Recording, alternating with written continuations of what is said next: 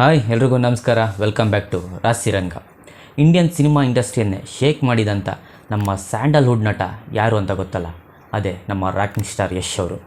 KGF chapter 2 release ಆದಾಗಿಂದನೂ ಎಲ್ಲರ ಮನಸ್ಸಲ್ಲಿ ಇರೋದು ಒಂದೇ ಪ್ರಶ್ನೆ, KGF ಚಾಪ್ಟರ್ 3 ಯಾವಾಗ ಬರುತ್ತೆ?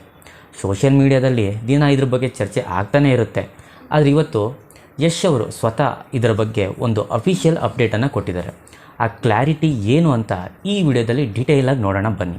ರೀಸೆಂಟಾಗಿ ಅಮೇರಿಕಾದಲ್ಲಿ ನಡೆದಂಥ ಸಿನಿಮಾಕಾನ್ 2026 ಈವೆಂಟ್ನಲ್ಲಿ ರಾಮಾಯಣದ ಸಿನಿಮಾದ ಪ್ರೊಡ್ಯೂಸರ್ ನಮಿತ್ ಮಲ್ಹೋತ್ರಾ ಅವರ ಜೊತೆ ಯಶ್ ಅವರು ಭಾಗವಹಿಸಿದರು.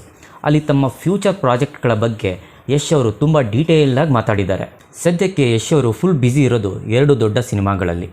ಒಂದು ಗೀತು ಮೋಹನ್ ದಾಸ್ ಅವರ ಡೈರೆಕ್ಷನ್ನ ಟಾಕ್ಸಿಕ್ ಸಿನಿಮಾ. ಇಷ್ಟೊತ್ತಿಗೆ ಎಲ್ಲ ಅಂದ್ಕೊಂಡಂಗೆ ಆಗಿದ್ದರೆ ಟಾಕ್ಸಿಕ್ ಸಿನಿಮಾ ಇಷ್ಟೊತ್ತಿಗೆ ದುರಂಧರ್ ಎದುರುಗಡೆ ರಿಲೀಸ್ ಆಗಬೇಕಾಗಿತ್ತು. ಬಟ್ ಕಾರಣಾಂತರಗಳಿಂದ ಅದು ಇವಾಗ ಮುಂದಕ್ಕೆ ಹೋಗಿದೆ. ಇನ್ನೊಂದು ನಿತೇಶ್ ತಿವಾರಿ ಅವರ ಮ್ಯಾಗ್ನಮ್ ಆಪಸ್ ರಾಮಾಯಣ ಸಿನಿಮಾ. ರಾಮಾಯಣ ಚಿತ್ರದಲ್ಲಿ ಯಶ್ ಅವರು ರಾವಣನಾಗಿ ಕಾಣಿಸ್ಕೊಂಡಿದ್ದಾರೆ. ಆ್ಯಂಡ್ ಇದು 2 ಭಾಗಗಳಲ್ಲಿ ಬರ್ತಿರೋದು ನಿಮ್ಮೆಲ್ರಿಗೂ ಗೊತ್ತೇ ಇದೆ. ಓಕೆ, ನಾವು coming to the main point, KGF chapter 3 ಸ್ಥಿತಿಗತಿ ಏನು ಅನ್ನೋದು. ಯಶ್ ಅವರು ಹೇಳೋ ಪ್ರಕಾರ ಅವರು ಮತ್ತು ಡೈರೆಕ್ಟರ್ ಪ್ರಶಾಂತ್ ನೀಲ್ ಅವರು ಈ ಬಗ್ಗೆ ಕಂಟಿನ್ಯೂಸ್ ಆಗಿ ಡಿಸ್ಕಸ್ ಮಾಡ್ತಾನೇ ಇರ್ತಾರಂತೆ. ಆದರೆ ಇಲ್ಲೊಂದು ಇಂಪಾರ್ಟೆಂಟ್ ಮ್ಯಾಟ್ರ್ ಇದೆ. KGF ಸರಣಿ ಮೇಲೆ ನಮಗೆ ದೊಡ್ಡ ರೆಸ್ಪಾನ್ಸಿಬಿಲಿಟಿ ಇದೆ. ಸೊ ಕೇವಲ ಹೈಪ್ ಕ್ರಿಯೇಟ್ ಮಾಡೋದಕ್ಕೆ ಅಂತ ನಾವು ಆತರವಾಗಿ ಸಿನಿಮಾ ಮಾಡಲ್ಲ ಅಂತ ಯಶ್ ಅವರು ಸ್ಪಷ್ಟವಾಗಿ ಹೇಳಿದ್ದಾರೆ. ಅಂದರೆ ಒಂದು ಸಾಲಿಡ್ ಆ್ಯಂಡ್ ಪವರ್ಫುಲ್ ಕತೆ ಸಿಕ್ಕಾಗ ಮಾತ್ರ KGF 3 ಸೆಟ್ ಇರುತ್ತೆ. ಸೊ ಗೈಸ್, ರಾಕಿ ಬಾಯ್ ಅವರನ್ನು ಮತ್ತೆ ನೋಡೋಕ್ಕೆ ನಾವು ಇನ್ನೂ ಕೆಲವು ವರ್ಷ ವೆಯ್ಟ್ ಮಾಡೋದು ಅನಿವಾರ್ಯ ಆಗಿದೆ. ಬಟ್ ವೆಯ್ಟ್ ಗೈಸ್, ಯಶ್ ಅವರು ಟಾಕ್ಸಿಕ್ ಬಗ್ಗೆ ಕೊಟ್ಟಿರೋ ಲೇಟೆಸ್ಟ್ ಅಪ್ಡೇಟ್ ಕೇಳಿದರೆ ನೀವು ಖಂಡಿತ ಎಕ್ಸೈಟ್ ಆಯ್ತೀರಾ.